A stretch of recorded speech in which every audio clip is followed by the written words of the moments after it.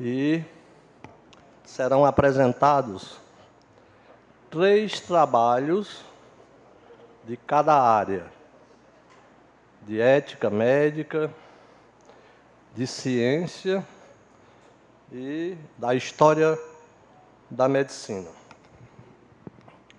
Eles foram classificados em primeira instância e foram classificados sem, eu diria, ordem, primeiro, segundo, terceiro. Serão classificados em ordem, como primeiro, segundo e terceiro, aqui na plenária, que é uma forma de prestigiar. Então, gostaria de informar todos que estão aqui presentes, trazer o seu material para a apresentação. Nós vamos começar pela área de ciências médicas. Quem foram os 3 trabalhos que foram apresentados de ciência médica, por gentileza, levante a mão. Tragam para cá que serão os primeiros a serem apresentados. Não terá uma ordem direta, mas... E, para compor a mesa desses trabalhos, convidamos o nosso confrade Ricardo Pereira,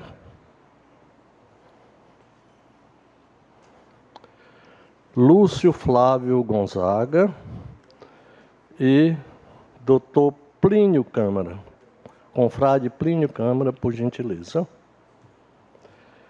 Os apresentadores, da mesma forma, terão 7 minutos de apresentação, cabendo à banca 3 minutos de debate e de discussão. Estão todos 3 aí? Primeiro as damas, então. Bote logo o seu aí.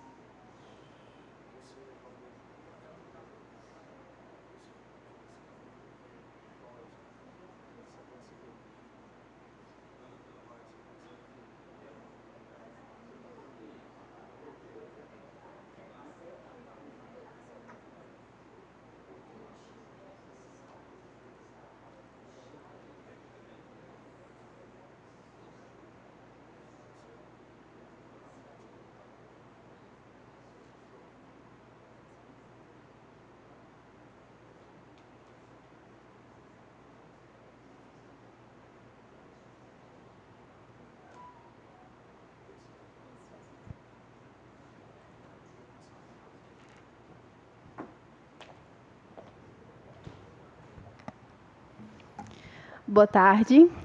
Primeiro, queria dizer que é uma satisfação muito grande estar aqui nessa plenária. Vai colocar?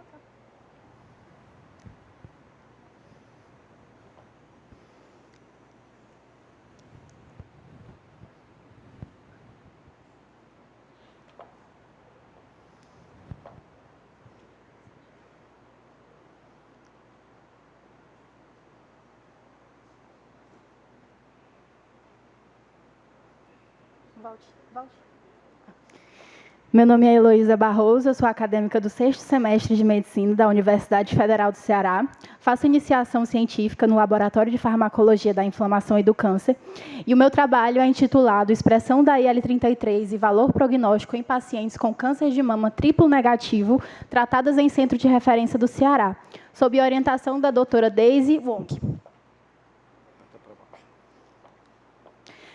Inicialmente, é fulcral a gente pontuar que o câncer de mama é o câncer que mais afeta as mulheres e é responsável pela segunda causa de morte por câncer no mundo. Mas dados do INCA de 2023 mostram que o câncer de mama é o principal causa de morte no Brasil. Morte por câncer no Brasil. Nessa tabela, a gente pode ver que o câncer de mama é uma entidade heterogênea com diversos subtipos. O subtipo em destaque é o câncer de mama triplo negativo, que ele é definido pela não expressão de receptores de estrógeno, progesterona e pela não amplificação de HER2. Ele compõe cerca de 15%. A gente pode observar que o luminal A é o subtipo mais comum. Quanto ao triplo negativo especificamente, na literatura ele é caracterizado por uma alta invasividade, elevados potenciais de metástase e recidiva e mau prognóstico. Além disso, ele apresenta opções limitadas de tratamento, em geral a quimioterapia sistêmica, e, de forma promissora, nos últimos anos, as pesquisas da imunoterapia vêm evoluindo nesse tipo de câncer. Quanto à IL-33 especificamente, ela é uma citocina nuclear expressa constitutivamente em células endoteliais e epiteliais, através desse eixo IL-33-ST2, que é o seu receptor transmembrana. Ela é classicamente estudada em processos alérgicos, inflamatórios e infecciosos, mas aqui a gente dá destaque ao papel da IL-33 no câncer. A literatura pontua que essa citocina tem um efeito dual, um efeito pleiotrópico. Em determinados tipos de câncer, como, por exemplo, o câncer coloretal, já se mostrou, a gente tem evidências consistentes, que ela, por exemplo, tem um efeito antitumorigênico. Já no câncer gástrico, por exemplo, ela tem um efeito protumorigênico. E a nossa pergunta é, qual é o papel da IL-33 no câncer de mama triplo negativo especificamente? Essa imagem é bem bonita, porque ela revela essas interfaces da IL-33. Na imagem, a IL-33 são essas bolinhas meio amarronzadas, que são liberadas em, por exemplo, processos de necrose celular. E aqui, para a direita, a gente pode perceber que o seu efeito antitumorigênico, como, por exemplo, ativação das células natural killer, CD8, CD4, TH1, dessa forma, seria um prognóstico mais favorável. Do outro lado, a gente pode ver o papel, por exemplo, da ativação de macrófagos M2, Tregs, que já seria para o lado protumorigênico. O objetivo desse trabalho é avaliar a expressão da IL-33 em pacientes com câncer de mama triplo negativo e associar com fatores clínicos e patológicos. O material e método é um estudo retrospectivo, longitudinal e observacional. A população são pacientes com diagnóstico de câncer de mama triplo negativo, tratadas no Hospital Oral do Joaçaba. Critérios de inclusão, basicamente, são os pacientes com diagnóstico de câncer de mama triplo negativo, e de exclusão, aquelas pacientes que não tinham estudo imunohistoquímico para receptor de estrógeno, progesterona, HER2. Aqui, essa imagem resume o nosso protocolo. Foi realizada a coleta de dados, a aplicação dos critérios de inclusão e exclusão, foi feita a montagem do TMA, que eu vou explicar brevemente no próximo slide, e foi feito o experimento. Nesse estudo, eu trago resultados da nossa imunofluorescência para IL-33, perdão. Até aqui, nessa imagem, eu resumo como a gente faz o TMA, que a gente pega blocos de pacientes, cada bloco de tumor de pacientes em parafina, que são previamente analisados por patologista, que ela delimita a área tumoral. Aí a gente seleciona essa área tumoral e coloca nos poços e forma esse TMA. Foi feita a análise da expressão através de um software, foram feitos o teste Ski-quadrado ou Fisher, para análise estatística no programa SPSS da IBM, e P menor que 0,05 foi considerado significativo. Aqui os nossos resultados, aqui a gente exemplifica os nossos resultados na imunofluorescência para IL-33. Na primeira linha, tudo que é vermelho é a marcação da IL-33, a expressão. Esse RAI é um paciente específico que a gente utilizou para representar o grupo. Esse DAP é marcador de antígeno nuclear. E esse MERG é a interseção. Então, a gente consegue ver que onde a IL-33 foi marcada, que ela foi marcada celularmente. E o LOW, da última linha, é um paciente que a gente utilizou para representar o grupo de baixos marcadores. E o de cima é o controle negativo. Resultados. Nós analisamos 73 pacientes. Nessa tabela, a gente pode analisar que, quanto aos dados clínico-patológicos, houve uma prevalência de idades acima de 50 anos, com média de 53,27, mediana de 52. 41% apresentavam histórico familiar de câncer de mama. O tipo histológico mais comum foi o ductal, em 73,97% dos graus 2 e 3. Nessa tabela, a gente pôde observar dados estatisticamente significativos, inicialmente quanto ao índice de proliferação Ki-67. A gente observou que, em 84,93% das pacientes, esse índice era maior do que 20%, representando uma alta proliferação celular. E, curiosamente, desses pacientes que tinham essa alta proliferação, 56,45% eram low, tinham uma baixa expressão da IL-33. Além disso, a gente observou que 73,01% das pacientes não realizaram quimioterapia neoadjuvante, e dessas que não realizaram, 58,70% eram high, tinha alta expressão. Dos pacientes que realizaram quimioterapia neoadjuvante, 75,38% tinham baixa expressão. Então, aqui a gente já começa a perceber que talvez essa baixa expressão da IL-33 tenha uma relação tanto com o alto índice de proliferação Ki-67, quanto, por exemplo, com o tamanho tumoral. E, por fim, na análise das recidivas, a gente observou que 34 pacientes apresentaram recidivas, 46,58%, e dessas pacientes, 61,76% tinham uma baixa expressão. Ou seja, havia também uma associação da baixa expressão com as recidivas documentadas. Todas com p-valor menor que 0,05. Discussão. Na literatura, a gente observa que o câncer de mama triplo negativo predomina em pacientes mais jovens, pré-menopausa, menores do que 40 anos, o que discordou um pouco com as nossas idades, que foram acima de 50. Mas, alinhado com os dados da literatura, a gente observou uma associação substancial a histórico familiar, alta invasividade, alto índice de proliferação Ki-67 e recidivas. E nossos resultados sugerem que a alta expressão da IL-33 pode influenciar negativamente a biologia tumoral, de certa forma, conferindo um melhor prognóstico. Aqui eu trago um paper bem interessante, bem robusto, de Gall, e foi publicado em 2015, que ele observou que a expressão da IL-33 em uma linhagem celular de câncer de mama, que ele injetou em camundongos, ele injetou uma linhagem celular de câncer de mama em camundongos. E ele observou que aqueles pacientes, que aqueles camundongos que tinham a maior expressão de IL-33, se vocês observarem, é o losango. Ele tem um tamanho tumoral menor. O losango tem um tamanho tumoral menor em comparação com o quadrado, que tem baixa expressão da IL-33. Além disso, no gráfico de baixo, ele observou que os camundongos que tinham alta expressão de IL-33 não apresentavam metástases pulmonares, em comparação com o veículo. E, além disso, ele observou também que essa expressão de IL-33 tem um efeito dependente da sinalização do ST2. Porque, se a gente analisar o triângulo clarinho, ele tem um tamanho tumoral maior do que o quadrado clarinho, ou seja, do que o selvagem. Observando que a IL-33, para ter esse efeito, depende da sua sinalização com o receptor ST2. Além disso, eu trago esse estudo também, foi feito por Goda, em 2022, que ele observou que os dados dele.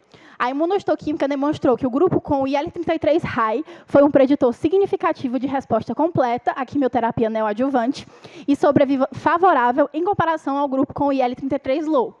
no câncer de mama triplo negativo, corroborando também com os nossos achados. Conclusão. A baixa expressão da IL-33 foi significativamente associada a um alto índice de proliferação KI67 e recorrência tumoral. Ressalta-se também a importância dos estudos para a identificação de biomarcadores prognósticos para a melhoria dos desfechos no câncer de mama triplo negativo, que define acentuada mortalidade globalmente. Agradeço e minhas referências.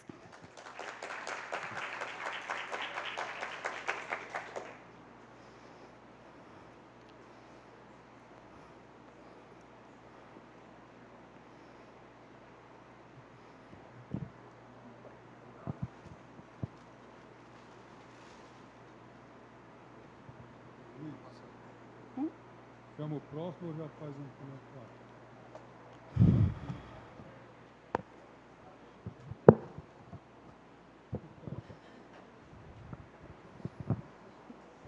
A gente pode... vocês estão me ouvindo?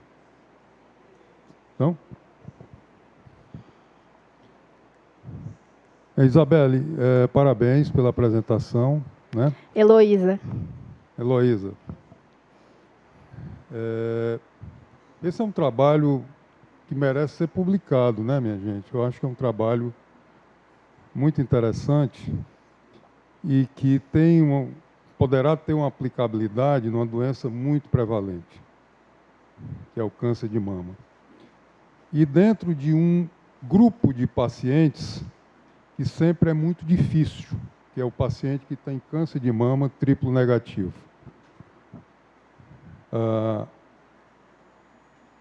Você preencheu uma série de critérios, e por isso foi uma das escolhidas, aí o seu estudo, dentro do que a gente tinha para conceituá-la, né, em vários critérios que foram utilizados. Esse é um trabalho prospectivo, né, tem uma relevância, como eu falei, muito importante.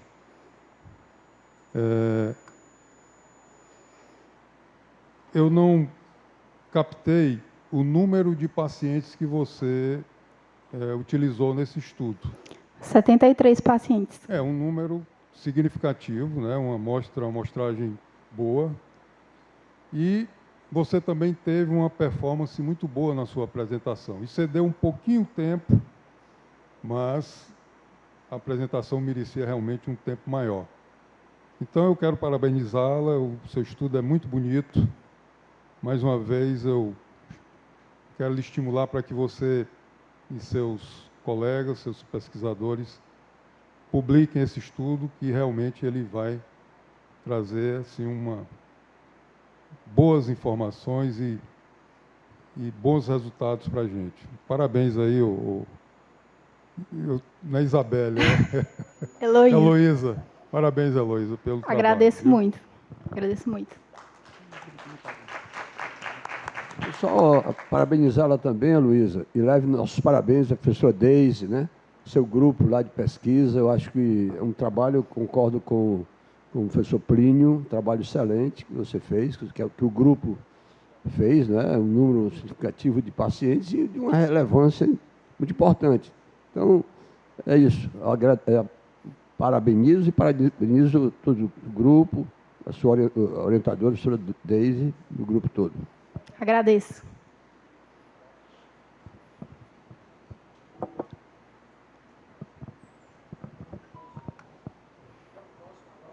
Muito grata pela atenção.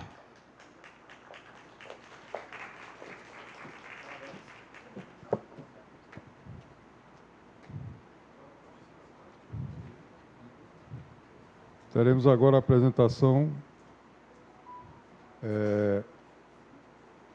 do segundo estudo, pelo Tiago, né, Tiago? É isso?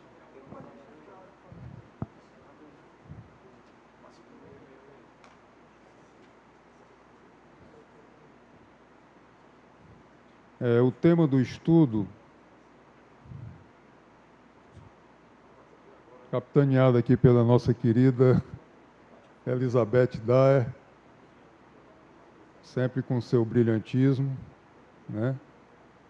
O tema é papel preditivo do fator de von Willebrand na injúria renal aguda e necessidade de hemodiálise na leptospirose grave. Um estudo de coorte prospectivo.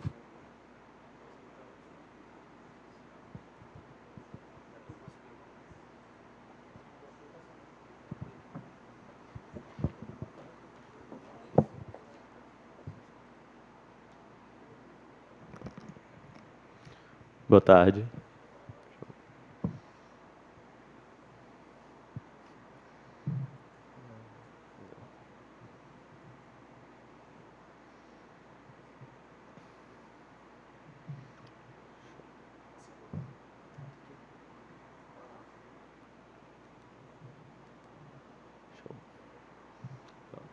Boa tarde, meu nome é Tiago, sou aluno da Faculdade de Medicina UFC e membro da Liga de Nefrologia, orientado pela doutora Elizabeth.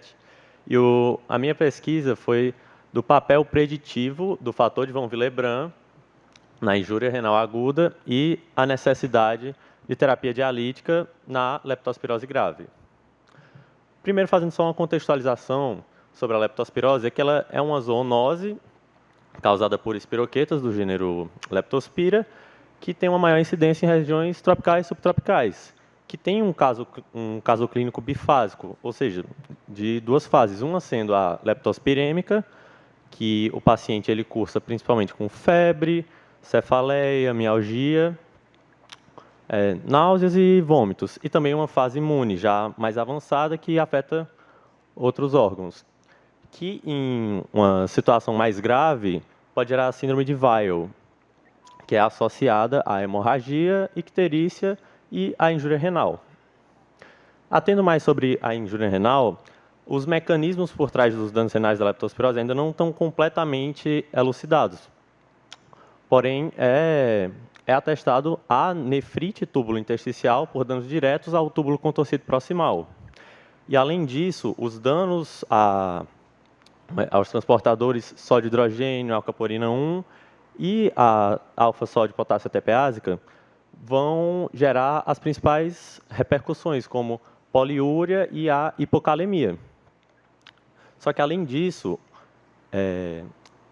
em estudos recentes, apontam a associação dos danos endoteliais com as disfunções renais, enquanto o início associado, o SINDECAN1 e a angiopoetina 2 foram encontrados como biomarcadores preditores dos desfechos renais associados.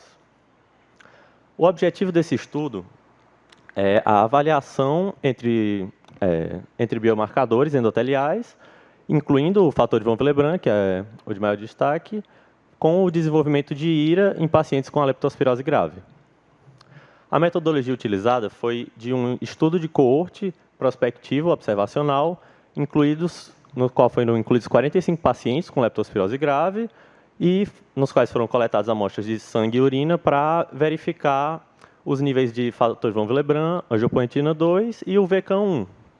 E esses pacientes seriam estratificados quanto à presença de IRA, de acordo com o KDIGO, e avaliados quanto à evolução dessa IRA e da necessidade de diálise. Os resultados encontrados foram que, em 73,3% dos pacientes, eles estavam com a injúria renal aguda. E desses 73,3%, aproximadamente 69,7% evoluíram para terapia dialítica. E os pacientes, na admissão, eles apresentaram, os com IRA apresentaram níveis muito mais altos de angiopoetina 2 versus os não IRA. E, apesar disso, não houve diferença significativa nos níveis do fator de von Willebrand entre esses grupos. Porém, foi achado que os níveis séricos do fator de von Willebrand, por um estudo multivariado, eles foram independentemente associados às necessidades de terapia dialítica, com um odds ratio de 1,01. Agora, para uma breve discussão, que a leptospirose ela tem como principal mecanismo de dano a lesão vascular, a qual gera a liberação do fator de von Willebrand, que é um fator essencial para a hemostasia, trombogênese e a adesão plaquetária. Fatores esses que, se na anormalidade, cursam com a injúria renal aguda. Agora, isso leva à conclusão de que o fator de von Willebrand ele pode ser um biomarcador realmente importante para o prognóstico de IRA em pacientes com leptospirose grave e síndrome de Weill. Essas são as minhas referências e obrigado.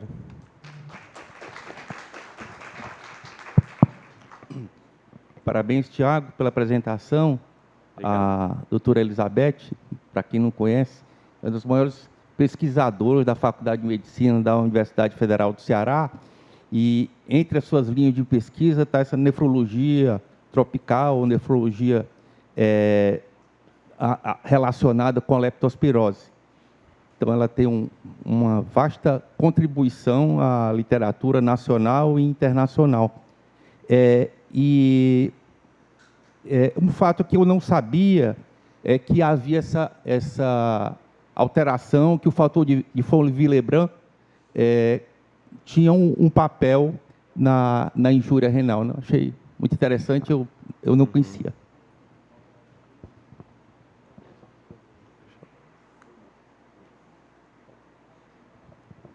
Muito obrigado.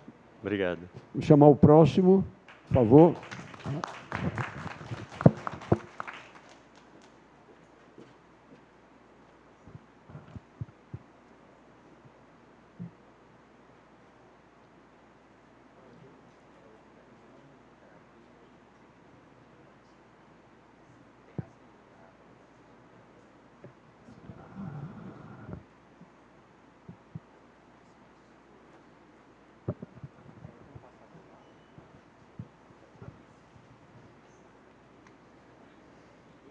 Isso, obrigado.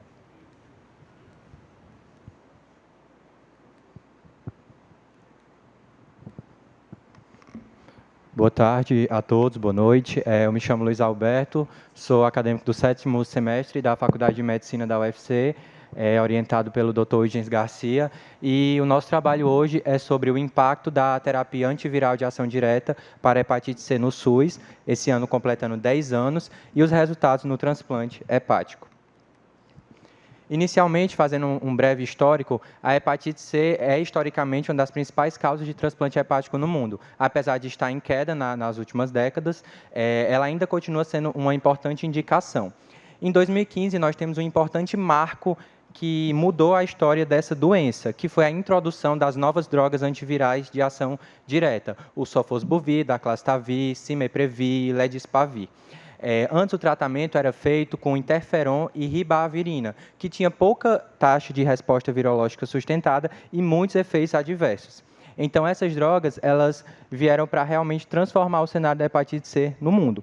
No entanto, nós observamos que não existem estudos na América Latina que avaliavam o impacto dessas drogas apenas em pacientes transplantados de fígado. A literatura já é vasta quanto ao impacto das drogas em tratar a hepatite C, mas não é significativa em torno dos pacientes transplantados.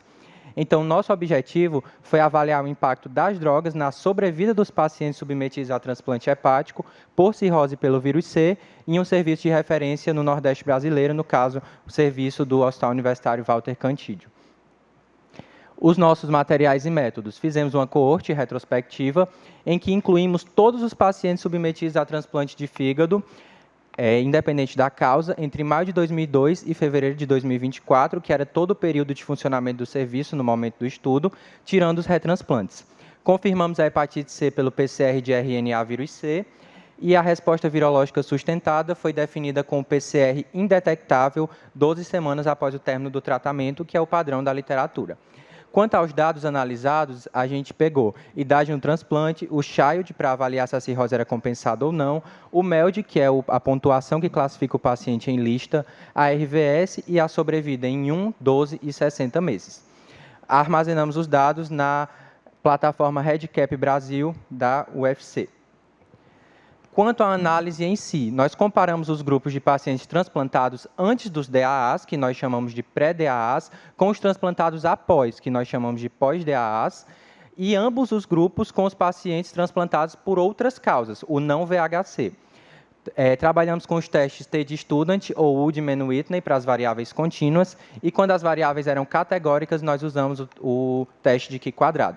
Fizemos as curvas de sobrevida por Kaplan-Meier, comparando-as com o teste P de log-rank. E o nível de significância foi o de P menor que 0,05. Nos nossos resultados, quanto ao N, o grupo total, 2.301 pacientes transplantados de fígado, sendo 561 por hepatite C.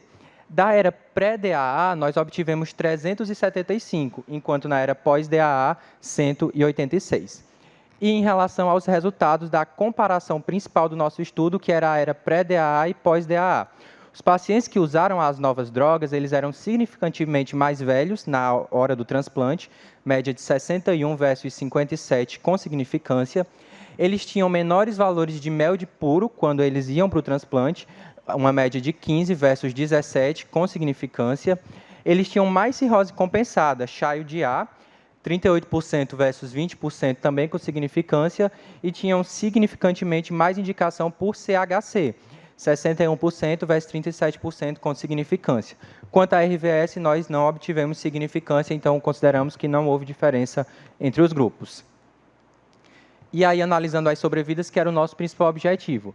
Primeiro, comparamos o grupo da hepatite C com todas as outras causas de transplante, e observamos que a hepatite C ela tinha uma sobrevida menor do que as outras causas de transplante. Então, o paciente que transplantava por hepatite C já se esperava uma sobrevida menor com significância estatística.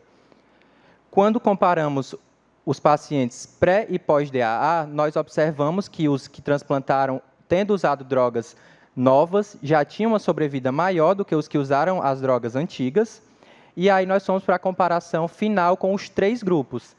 Nós observamos que os pacientes que usaram DAA, as novas drogas, eles não só foram superior aos pré-DAA, mas eles se aproximaram ou ficaram superior à sobrevida dos transplantados por outras causas. Então, as drogas foram capazes de desfazer uma diferença histórica que existia da sobrevida do vírus C com outras causas. Então, chegando na nossa discussão, o efeito benéfico das drogas não se restringe apenas ao pré-transplante, no controle da inflamação do vírus C, mas também aumenta a sobrevida no pós-transplante, tanto recente quanto tardio. Elas foram capazes de desfazer a diferença de sobrevida que existia para o grupo de hepatite C em relação a outras causas. No entanto, precisamos de mais estudos para avaliar o impacto das drogas no carcinoma hepatocelular, que foi uma importante indicação, e também que esse estudo seja validado em outros centros pelo Brasil e pelo mundo. Aqui estão as referências e aproveito para convidá-los para o Congresso Brasileiro de Transplantes de Órgãos, que vai ser aqui em Fortaleza esse ano. Muito obrigado.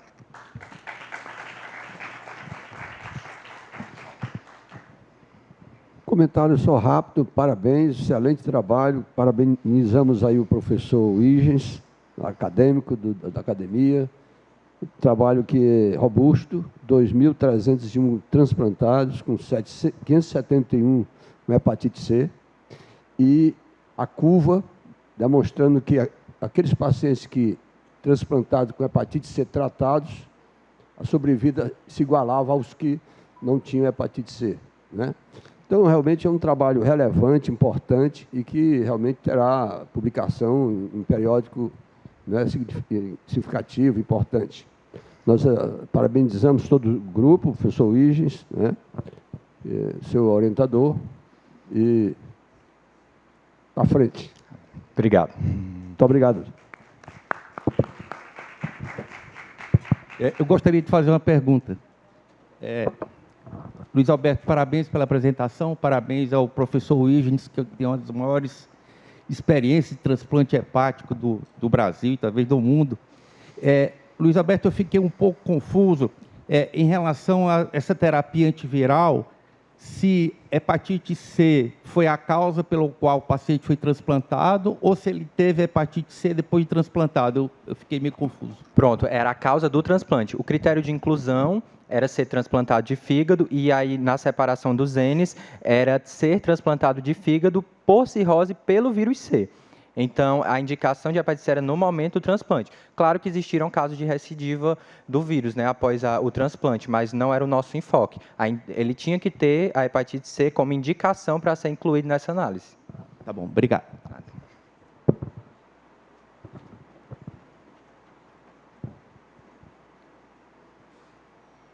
Eu acredito, pessoal, que todos nós que nos envolvemos nessas avaliações tivemos muitas dificuldades, né? Porque a maioria dos trabalhos foram trabalhos muito bons, né? E eu e o Dr. Paulo Reis ficamos com a parte da ciência médica. Foram mostrados 7 trabalhos, todos eles excelentes. Estava até comentando com o professor Milton, que apadrinhou um dos trabalhos, né? O trabalho que foi apresentado foi um trabalho excelente, trabalho sobre hepatite autoimune, né? Embora uma doença rara, mas uma doença muito importante. Interessante, esse estudo se desenvolveu ao longo de muitos anos, desde 1984, ou seja, ainda sob a custódia do professor Pessoa, né? Então, assim, os estudos que foram mostrados, acredito que também ligados à área da ética e da história, né? Todos eles foram muito bons. E a gente teve realmente muita dificuldade de classificar, dentre esses estudos, os 3 primeiros colocados, né? Gostaria de fazer esse adendo, né? E parabenizar todos os estudantes e os orientadores que participaram dessas pesquisas. Obrigado.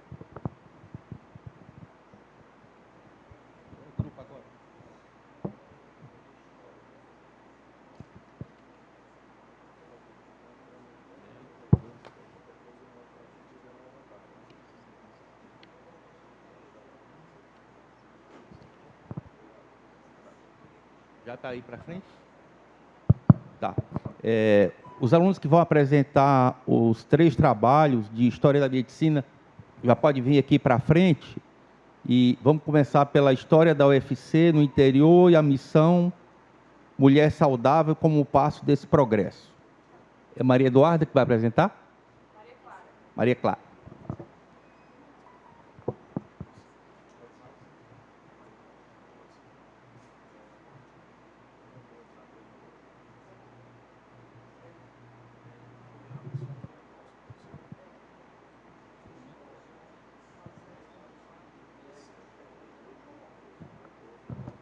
De ética também? Tá. O pessoal que vai apresentar os trabalhos de ética também já pode se aproximar para ganhar tempo.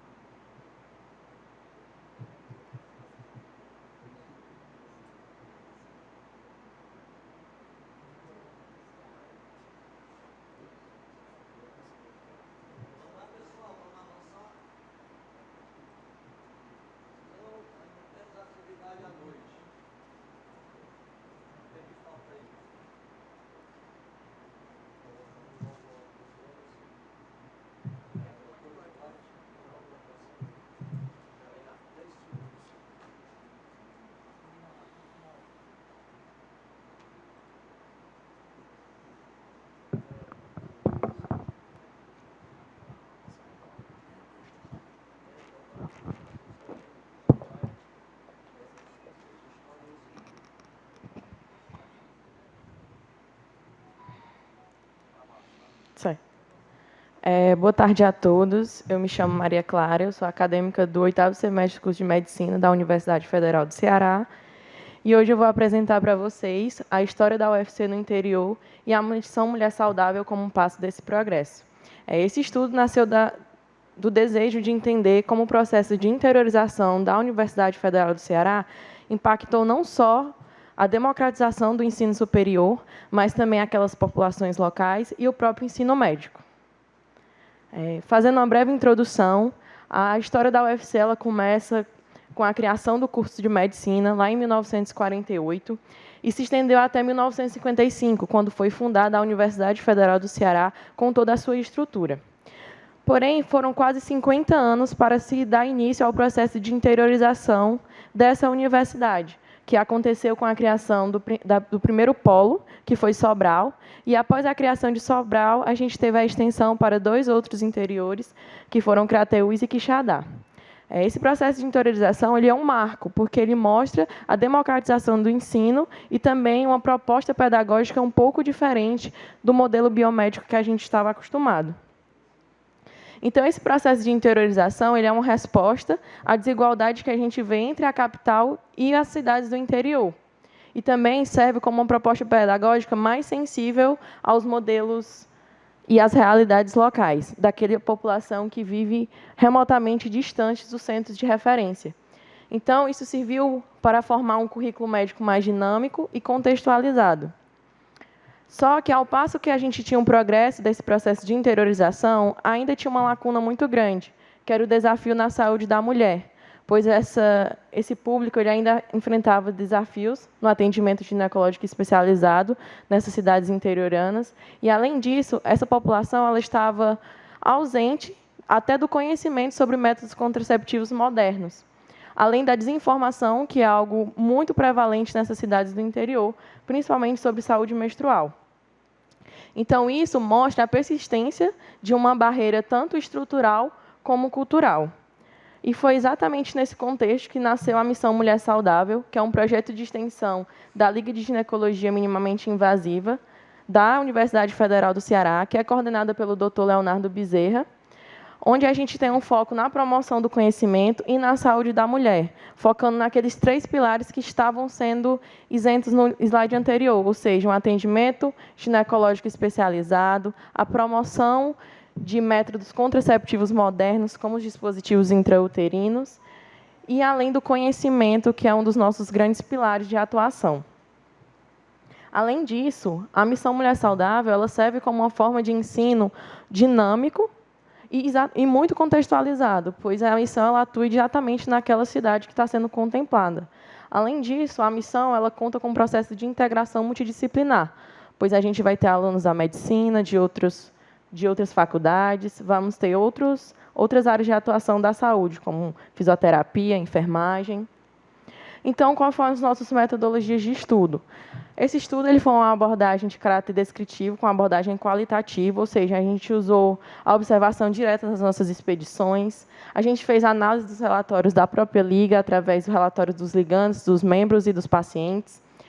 Foi levantado uma análise de dados através do número de atendimento e o número de dispositivos intrauterinos, onde a gente tem tanto os dispositivos de cobre quanto de Mirena, além de uma metodologia dinâmica que é ofertada pela missão, que é tanto uma parte com os profissionais da saúde e os acadêmicos, através de simulações e práticas supervisionadas. Lembrando que uma parte muito importante dessa metodologia ativa é a capacitação, tanto dos alunos como dos profissionais locais. E esses profissionais locais são os que vão dar continuidade a esse processo de atendimento dessas pacientes que vão permanecer no interior.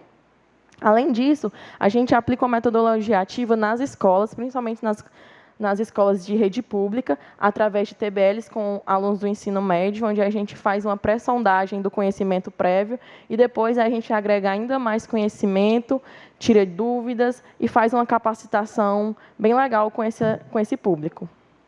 E, com isso, a gente obteve 3 expedições realizadas nos anos de 2023 e no ano de 2025, onde 2 foram realizadas em Crateús, inclusive a segunda edição de Crateús foi realizada ainda esse ano, e outra em Quiterianópolis. E, dentro dessas 3 expedições, a gente obteve mais de 280 inserções de DIU, mais de 300 consultas ginecológicas especializadas, mais de 400 alunos da rede pública foram contemplados com os nossos TBLs, com os nossos tira-dúvidas, e, além disso, a gente teve resultados muito satisfatórios dentro da integração profissional, com relatos de acadêmicos de enfermagem e fisioterapia, que conseguiram mostrar e ver que o ensino ele pode ser muito dinâmico e muito satisfatório quando você tira a hierarquia, que muitas vezes está subtendida dentro da saúde. Além disso, algo que foi até colocado em destaque aqui foi o enriquecimento da formação clínica dos estudantes, através das experiências, pois os alunos conseguiram ter uma experiência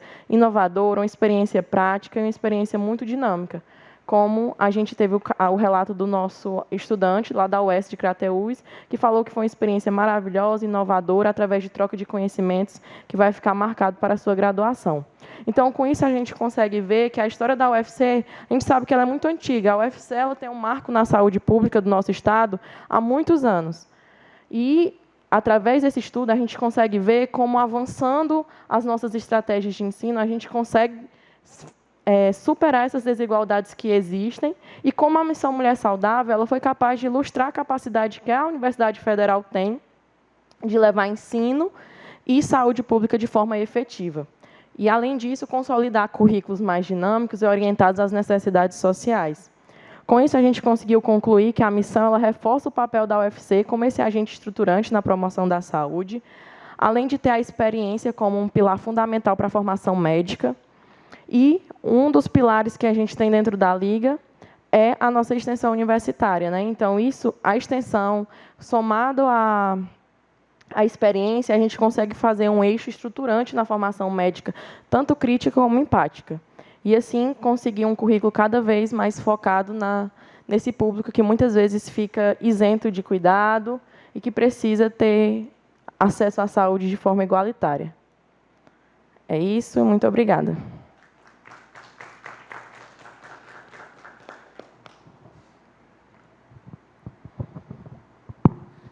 Parabéns, Maria Clara, pela apresentação. Um tema bem interessante, esse da interiorização. Só uma curiosidade, eu vi Instituto Leonardo, é o nome do seu orientador?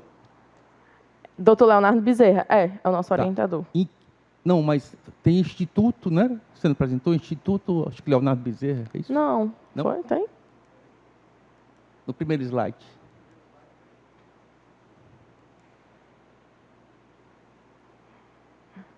Tem ali coordenado pelo Dr. Leonardo Bezerra. Não, volte mais um. Vai do primeiro, começa do primeiro. Volte mais um.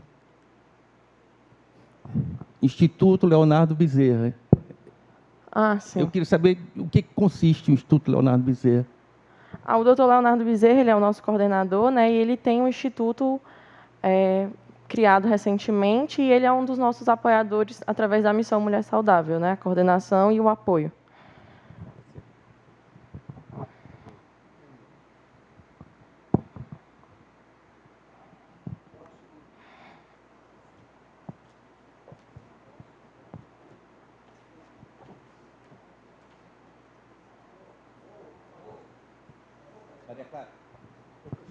Maria Clara.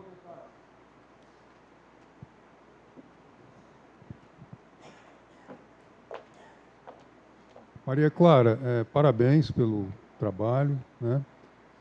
Me diga uma coisa, essa prática, ela está sendo utilizada de uma forma constante e é um programa já feito? Professor, doutor, ou isso foi uma coisa pontual? A gente já realizou 3 expedições, 2 em Crateús, onde a gente tem a segunda edição ainda esse ano, e Quiterianópolis. Mas a gente atua muito com as demandas que é nos solicitado. Então, assim, é uma articulação muito da prefeitura da cidade, que conhece o projeto e faz a demanda, e a gente acaba ofertando essa disponibilidade. Mas é um projeto que tem a crescer ainda mais e que a gente procura atender todas as nossas demandas. E essa extensão, ela é, vamos dizer assim, oferecida para qual foco de alunos ou uma coisa mais espontânea? A nossa extensão ela é um foco da nossa liga, da Liga de Cirurgia Minimamente Invasiva, mas a gente sempre tenta entregar com outras ligas. Tanto é que na última edição, lá em Crateús, a gente teve a participação de outra liga da universidade, que não é a nossa, que também teve um foco, que foi através do conhecimento dos alunos e da população local. Excelente. Estimo que vocês prolonguem isso ao longo do tempo. Obrigada. É uma iniciativa muito interessante. Parabéns. Obrigada.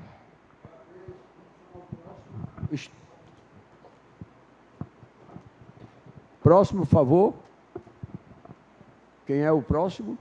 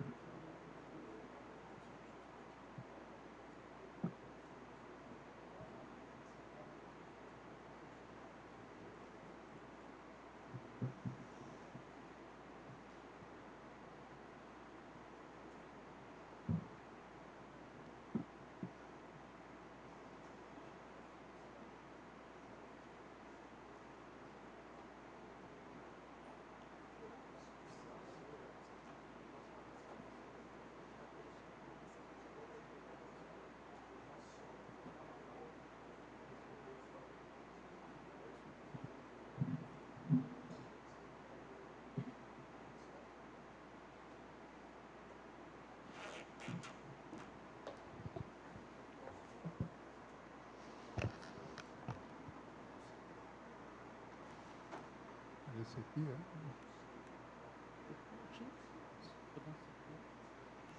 Saiu, foi? Se for na sequência.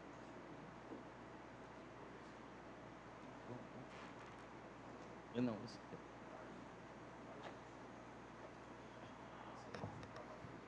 Oi? Tá bom, obrigado. Mas pode iniciar, viu? Certo.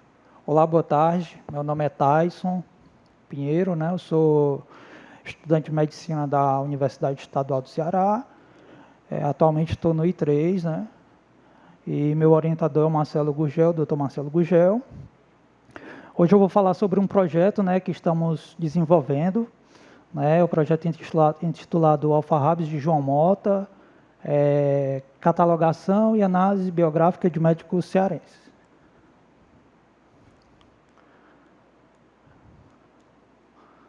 Certo. O projeto Alfarrabes de João Mota, ele é um projeto que nasceu a partir de uma documentação do Dr. João, né? Ele é um médico que nasceu no século XIX, se formou durante o século XX e, em paralelo à medicina, ele atuou como em atividades literárias, né? Foi até diretor de atividades de revistas médicas conceituadas no século XX, né? E em determinado momento da sua carreira ele dedicou sua vida também a escrever várias bibliografias, né, de médicos contemporâneos seus. E ele deixou cerca de 500 documentos, né, que atualmente eles estão guardados, né, junto aqui à Academia Cearense de Medicina.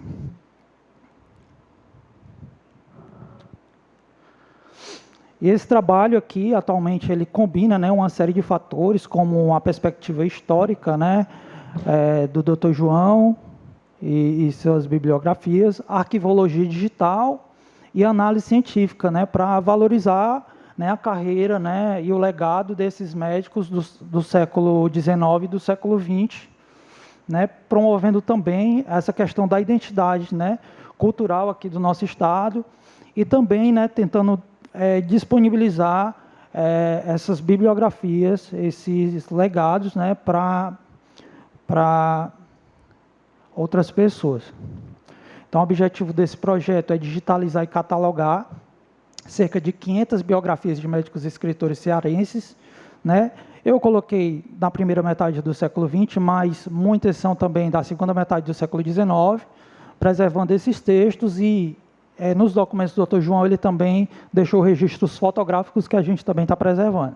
Além disso, a gente quer, através dessas bibliografias, montar um banco de dados para fazer análises quantitativas, né, acerca do contexto sociocultural, educacional da época, né, e que serão próximos passos aí em eventuais estudos científicos.